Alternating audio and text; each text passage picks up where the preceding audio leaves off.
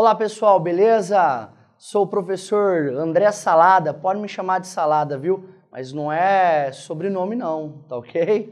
É um apelidinho, ainda bem que eu não tenho sobrenome.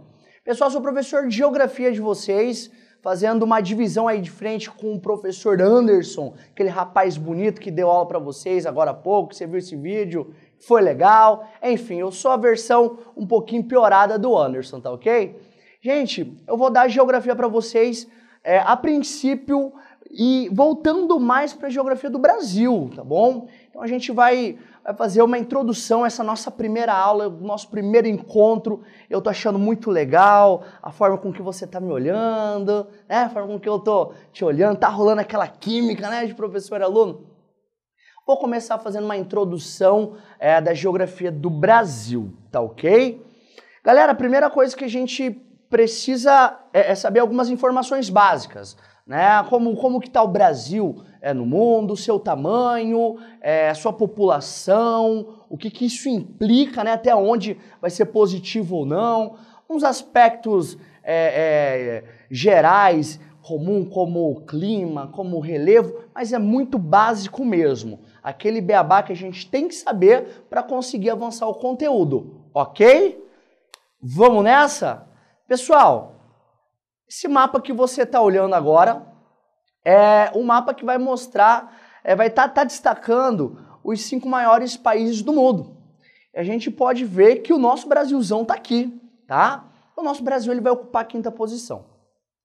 A gente vê aí, ó, escalado na frente do Brasil, com Rússia, com Canadá, Estados Unidos e China e, por fim, o nosso país. Ô professor, mas tá, isso é legal, isso não é legal? Gente, depende.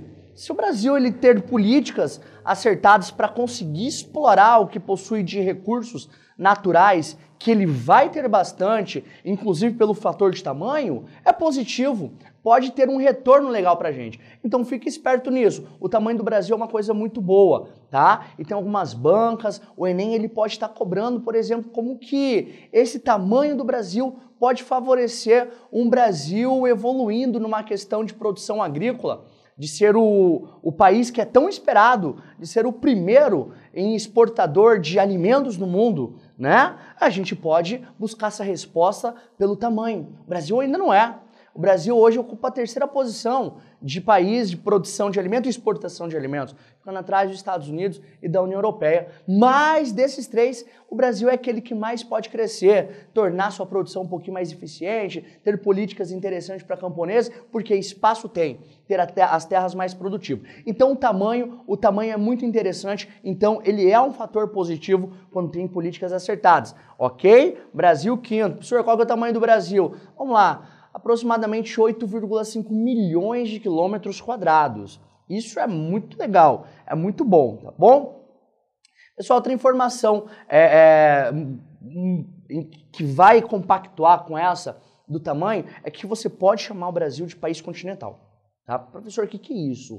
O país é um país continental? É um continente ou é um país? Professor, eu acabei de olhar no mapa, o Brasil ele está no continente americano, está na América, mas ele é bem menor, muito menor do que o continente americano. É claro, dos continentes que a gente tem ali distribuído pelo mundo, os 6 continentes, os 5 habitados, a gente sabe que a Antártica, ela não tem população ali residindo enquanto sociedade, não tem um governo, enfim.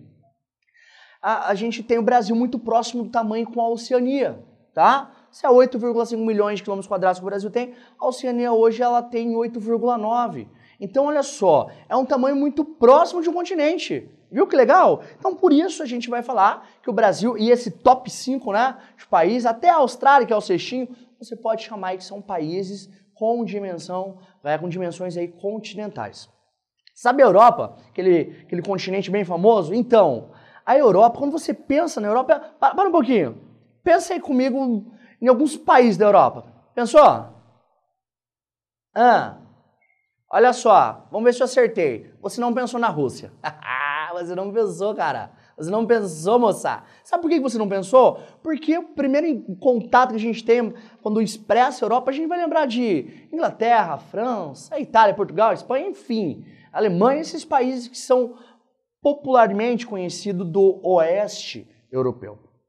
Por que você não pensou na Rússia? Além de ser um gigante, o maior país do mundo, a Rússia ela só tem um pedacinho ali do seu território voltado para a Europa. É por isso que a gente chama de país transcontinental. Professor, onde que você quer chegar com Europa e Rússia? Enfim, já que você, no senso comum, no seu pensamento, no seu cotidiano, você não tem a Rússia enquanto um país europeu, não tem ele expressamente europeu, e geopoliticamente a gente vê que ele, muitas vezes, ele não se enquadra com políticas europeias. Se a gente tirar o pedacinho da Rússia que está dentro da Europa, isso vai reduzir o território da Europa, que é de 10,4 milhões de quilômetros quadrados, em 40%. Vejamos, a Europa sem a Rússia, ela é menor do que o Brasil. Sim, todo aquele grupo de países, mais de 40 países que vai restar fora a Rússia, vai ser menor do que o Brasil. Beleza? Brasil, país continental, não esqueça disso, ok? Pessoal, outra coisa muito legal que você tem que entender sobre o Brasil, que a gente pode jogar isso como fator positivo, é que ele tem algumas vantagens em relação aos outros gigantes. Professor, em que sentido outras vantagens? O clima do Brasil. Lembra aquela música quando você vai pra balada, né? Quando você vai curtir aquela festa e toca. Moro num país tropical. Vejamos, ele está dando uma referência do Brasil enquanto a localização climática. Fala que o Brasil é um país tropical. Cuidado, a música geograficamente correta teria que ser assim. Moro em um país também tropical, né? Abençoado por Deus, mas o sul é subtropical, porque a gente vai ter um pedaço do sul do Brasil que não está dentro dos trópicos. E isso vai fazer com que o Brasil tenha uma boa parte do seu território dentro dos trópicos, isso é muito legal, o aspecto climático ele favorece, voltamos com a condição agrícola, com a condição demográfica, as pessoas elas podem ocupar o espaço melhor. A gente sabe que em regiões que são mais polares, com altitudes, isso não é tão favorável, isso implica um obstáculo para a ocupação da sociedade. O Brasil já não. No aspecto climático, não tem um clima que você possa afirmar com toda certeza que esse clima vai ser um grande obstáculo, com uma pequena exceção lá do Nordeste, quando a gente vê o semiárido, e que a gente pode corrigir isso, tá? Uma agricultura irrigada, com comportas, enfim, com situações para favorecer aquela turma ali e corrigir essa questão que é semiárido, não é nem árido. Então, o aspecto climático do Brasil é positivo. Lembra da Rússia? Poxa, a Rússia tem uma Sibéria, frio pra caramba. Lembra do Canadá, dos Estados Unidos? O Canadá, rapaziada, ele é um pedação de gelo. Por isso que a galera fica só no sul do Canadá, fica perto dos grandes lagos lá, porque senão eles vão congelar, beleza? Então o Brasil tem esse fator que é uma vantagem. Outro fator, turma, o relevo. O Brasil, como ele se encontra no centro de uma placa tectônica, diferente dos outros 4 países, tá? Que são maiores que o Brasil, que todos eles, pelo menos, têm um contato ali com uma borda de placa tectônica. Professor, e o que isso implica? Poxa, placa tectônica é a crosta terrestre ali instável, é terremoto acontecendo, é vulcão acontecendo, vai ser ali o maremoto provocando um tsunami, uma grande onda. Então, quanto a isso, evitando catástrofes naturais dessa ordem, tectônicas. Professor, mas o Brasil já teve terremoto lá em Minas Gerais, mas nunca vai ser um terremoto que vai derrubar você da cama. No máximo, se estiver amarrando um tênis, só com o pé, aí dá o terremotinho, como aconteceu no Minas Gerais, você cai pro chão. Máximo isso. Então tem esse fator positivo.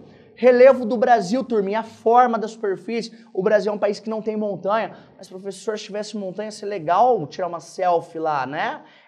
Mas só para isso. Fora essa questão da paisagem, da situação que deixa um aspecto bonito, a montanha acaba sendo um obstáculo, tá? Por uma ocupação também do território. E o Brasil acaba não tendo. Então, pessoal, isso daí é algumas características que a gente vai ter que ter sempre em mente do Brasil. Nosso primeiro contato é uma aula de introdução do Brasil. Só pra gente fechar, turminha, Brasil, ele está cortado o seu norte pela linha do Equador. Olha o mapa. Sim, isso faz com que o Brasil seja tanto do hemisfério sul como do hemisfério norte. Hemisfério é meia esfera, tá? Meia esfera ao norte, meia esfera acima. Mas a maior parte do Brasil fica em território do hemisfério sul. Outra forma da gente dividir vai ser o meridiano de Greenwich. Aí o Brasil pode correr pro abraço. O Brasil, ele está no hemisfério ocidental. O Brasil está no oeste. Não discute com ninguém sobre isso, não. Beleza? Vemos o aspecto geral. Clica nesse próximo link aí de baixo. Vamos arrebentar aí nessa próxima aula. Um abraço.